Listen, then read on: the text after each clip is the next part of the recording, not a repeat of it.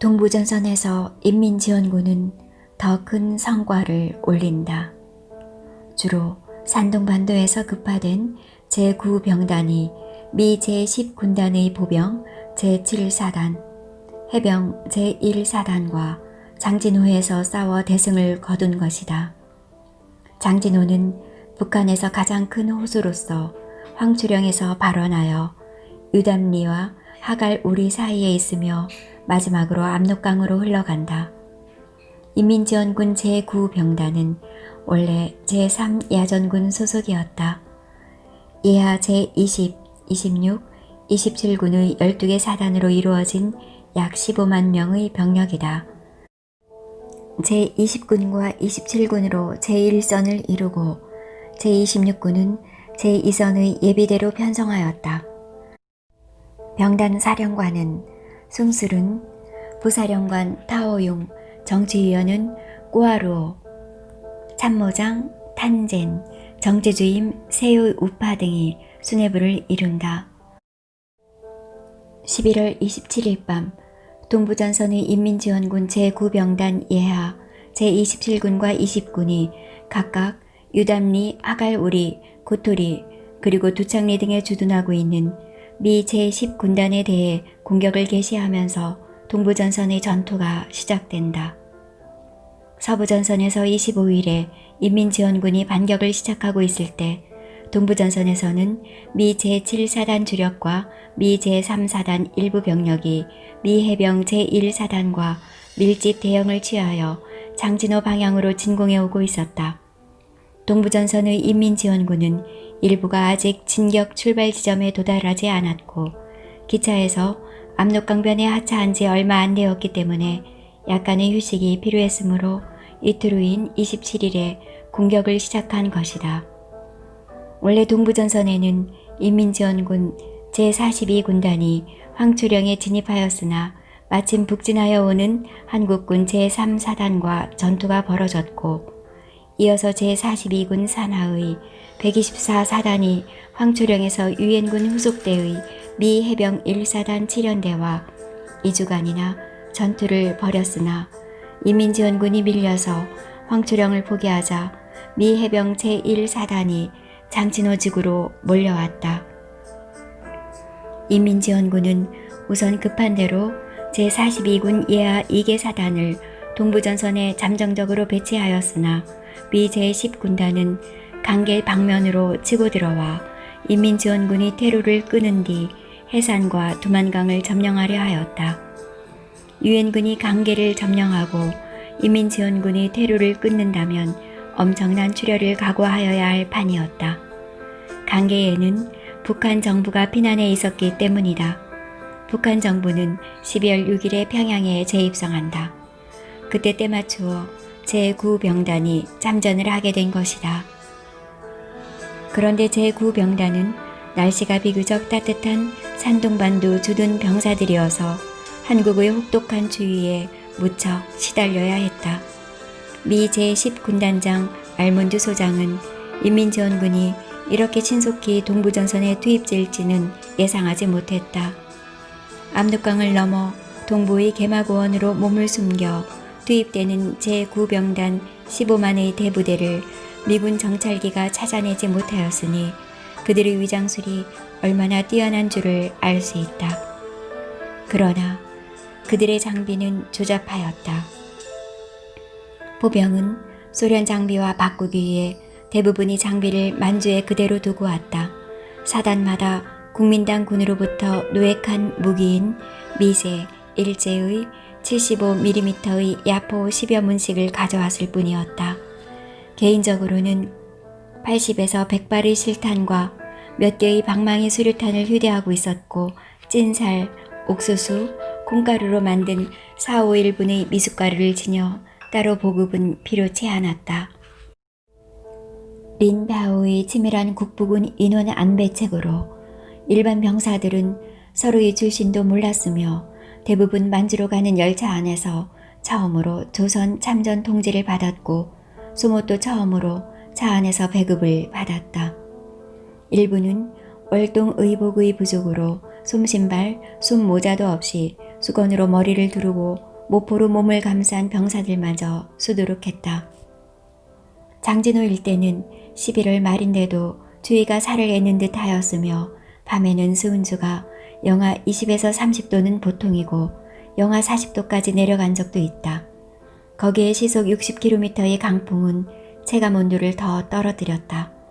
미 해병대가 진지를 구축하기 위해서 휴대용 야전 삽으로 참호를 팠으나 땅의 얼음 두께가 40cm나 되어 삽이 부러져 버리므로 전동 차감기가 필요할 지경이었다. 중공군에게서 빼앗은 곡괭이가 그래도 약간 효용에 닿았다. 장진호 전투는 바로 5년 전에 끝난 제2차 세계대전에서 독일군과 소련군이 벌인 독소전쟁의 모스크바 전투, 스탈린그라드 전투와 함께 역사상 가장 치열했던 3대 동계 전투 중 하나로 꼽힌다. 장진호 전투에서 중국과 미국의 사상자 수는 규전에서보다 추위 때문에 발생한 수가 훨씬 많았다. 장진호 전투는 모스크바 전투는커녕 그보다 더 추운 스탈린그라드 전투와도 비교가 안 될 정도로 추웠다.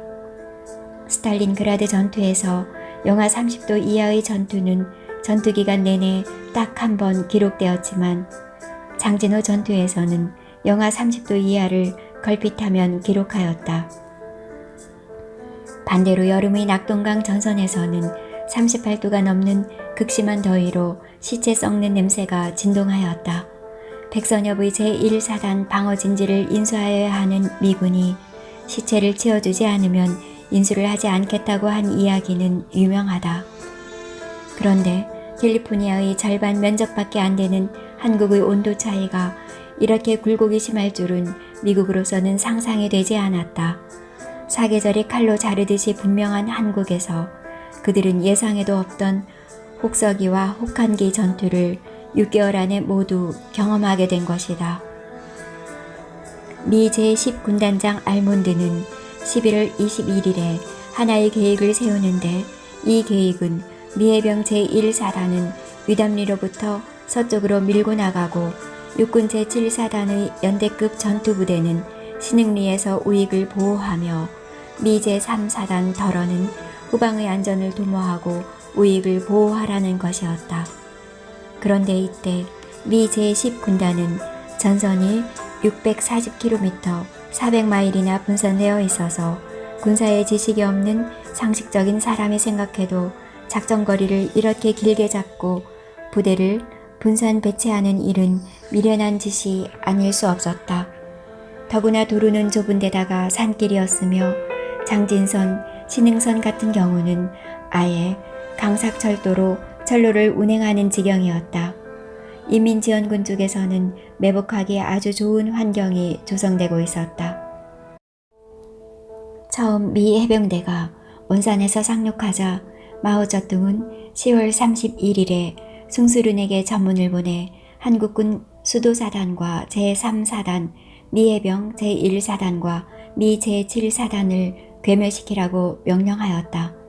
긴급 명령을 받은 숭수룬은 11월 7, 12, 19일에 부대를 이끌고 입국하고 일부는 신속하게 11월 17일에 장진호 측으로 이동하여 제9군의 제20군단은 유담리에서 제42군단과 교체하였다. 알몬드가 지휘하는 미 제10군단은 그때 동북부에 분산 배치되어 있었는데 그 본대와 지원부대는 상당한 거리가 떨어져 있었다.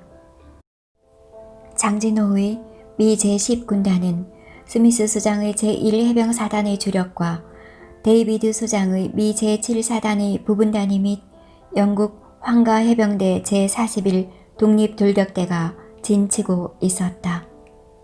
그런데 뜻하지 않게 인민지원군의 맹렬한 공격을 받게 되자 메가더와 알몬드는 상황이 돌변하였음을 알고 해병 제1사단장 스미스 및 직할부대에 명령하여 11월 26일부터 포위망을 뚫고 싸우면서 흥남부두를 향하여 후퇴하라고 명령하였다. 27일 저녁 제9병단 제20, 27사단은 진공을 시작하여 장진호를 따라 고토리의 도로에 매복하였다. 유담리에서는 미 제5사단, 제7사단 그리고 제11해병연대가 인민지원군의 제59사단, 제79사단, 그리고 제89사단에 의하여 포위 공격을 받았다. 동시에 미 제31연대가 신흥리에서 인민지원군 제84단과 81사단에 의해 각각 매복 공격을 당하였다. 마지막으로 지원군 제64단은 북쪽에서 고토리의 미 제1해병연대를 포위하였다. 11월 28일까지 유엔군은 의회로 유담리, 신흥리, 하갈우리, 그리고 고토리의 병력이 각각 분산되어 있었던 것이다.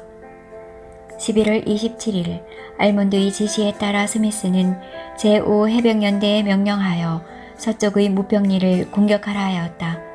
그러나 공격한 지 오래지 않아 즉시 인민지원군에 의해 진로가 가로막히자 하는 수 없이 해병대원은 유담리 주위의 산비탈에 천신만고로 참호를 파고 수비하고 있었다. 저녁이 되자 인민지원군 제79사단의 3개 연대가 북쪽과 동북방에서 유담리 산기슭을 향하여 진공하여 수비군을 일거에 섬멸하려 하였다.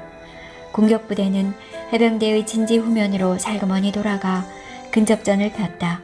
그러나 제5, 제7 해병연대는 방어선을 잘 지키고 오히려 중국 군대에게 심한 타격을 주었다. 상대는 사방을 탱크로 에워싸고 포 공격을 하는 반면 중국군은 소총과 수류탄 정도로 밀어붙이니 화력면에서 밀리고 있었다. 게다가 급히 출동하는 바람에 월동 준비를 제대로 하지 않아 동상에 걸린 병사가 속출하여 전투력 손실이 컸다. 가장 북쪽에 있는 미 제32연대 제1대대는 제312 해병 전투비행대대 소속 크루세어 전투기 4대의 지상 공격에 힘입어 그런대로 방어해 나갔지만 5km 후방에 있던 맥클린 특수임무부대는 패배하여 대대장 2명이 모두 부상당하였고 특히 포병대대 부대대장은 전사한다. 그들은 인민지원군에 의해 유선도 끊겨 있었고 제57 포병대대의 포격 지원도 받지 못한 상태였다. 다만 후동리에는 22대의 전차만이 아직 공격을 받지 않고 있는 상태였다. 미군은 중국군의 세찬 공격을 받더니 전투기의 엄호 아래 자동차나 트럭 등을 이용하여 후퇴하기 시작하였다.